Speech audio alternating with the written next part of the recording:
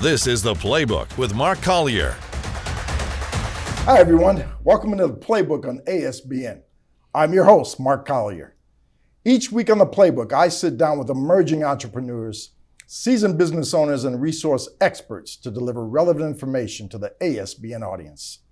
The Indo-American Chamber of Commerce, or IACC, is an emerging giant right here in the Atlanta metro area.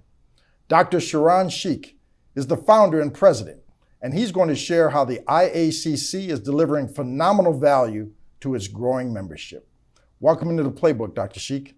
Thank you, Mark. All right. Well, listen, your chamber, I have been at your events, and they are absolutely phenomenal. Great. Thank you. But I would like to begin with, for those who don't know as much about you as I do, kind of share a little bit of your background, how you came to this country, and whatever else you want to share, Dr. Sheik. All right. How much time do we have, right? So I came to the country almost 40 years ago. Wow. 4 decades. All Four right. decades now, almost 4 decades, yes. And I'm a doctor by training, internal medicine. Right. People call me Doctorpreneur now. An entrepreneur who came to America looking for opportunities in the world, in medicine, healthcare, business. I came to America. Okay. Back then, the Indian government will not let you take money with you if you're leaving the country. Wow. Right? So even though you have money, they'll let you take limited amount of money with you. Okay. And that limited amount of money came out to be $18.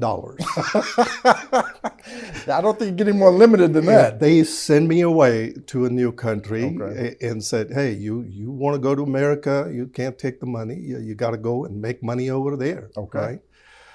And here we are, 40 years later, and did practice. I practiced for 30 years now. Okay.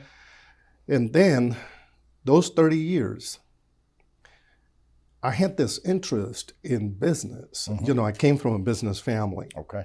And I was helping my father in India, running, our departmental stores and a lot of small businesses. And as I was young, going to school. And that business side of me didn't go away. Okay. So it was lurking behind somewhere. They got to do something in life more than just medicine. Sure. 35 years of that in different businesses, and decided to just go ahead and start a chamber. All right. So that chamber, Yes. it was your brainchild. You were the founder of the chamber. So Correct. tell me a little bit about the IACC, as it's called, the Indo-American Chamber of Commerce. What is the chamber's mission and vision? Kind of share that with me. Glad you asked. See, there are a lot of different Indo-American chambers. Okay. We all get, very cloudy with mission and vision and the beautiful words and, simple putting Indian community and businesses. Okay, we're very diversified. Yes. We got great number of, we're like United Nations, believe it or not. It's not just Indian. Okay. So we got a lot of different businesses, small, medium-sized businesses, mainly in the Indian community. They just don't know how to do business with the local market or mainstream American businesses. Got it. Same thing, vice versa. American businesses don't know how to reach the Indian community. So our main mission would be to pretty much just connect the Indian community and American community businesses and minority-owned businesses, small, medium-sized, with your Fortune 500, Fortune 100 mainstream businesses, and kind of put them in front of them to do business. So that connectivity, the platform that we provide is to connect. Right. Okay. The base is when the businesses come in, entrepreneurial spirit comes in, and they create jobs. It automatically creates great economic development in the local region, and the community does well. No, absolutely. So our vision became, more of a community development and economic development and workforce development through this connecting, promoting, and growing people's businesses. Okay. All right. That's it. That's the bottom line. Yes. That's a very simple and a very worthwhile mission. Absolutely. Because it all boils down to what you said about economic development, man. Correct. And creating opportunities for collaboration between the Indian businesses and the American business communities. Right. Perfect. So, as you well know, and being a businessman yourself, differentiation is the holy grail of all business models. Absolutely. So how is the IACC different from other entities and specifically other Indo-American chambers? Sure. There are different types of chambers. Yep. I mean, chambers been around forever. You got Correct. Metro Chamber, Sandy Spring Chamber, Johns Creek Chamber, North Fulton Chamber, you name it. Every city, every region got their own chamber.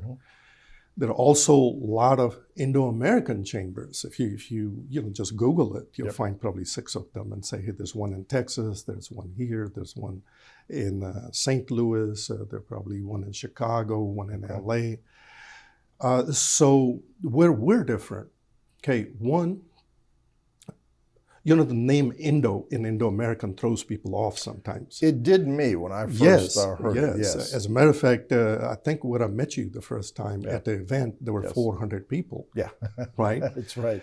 And in one evening, I got asked at least 15 times, if not more, do I have to be Indian to join Indo-American Chamber? Right.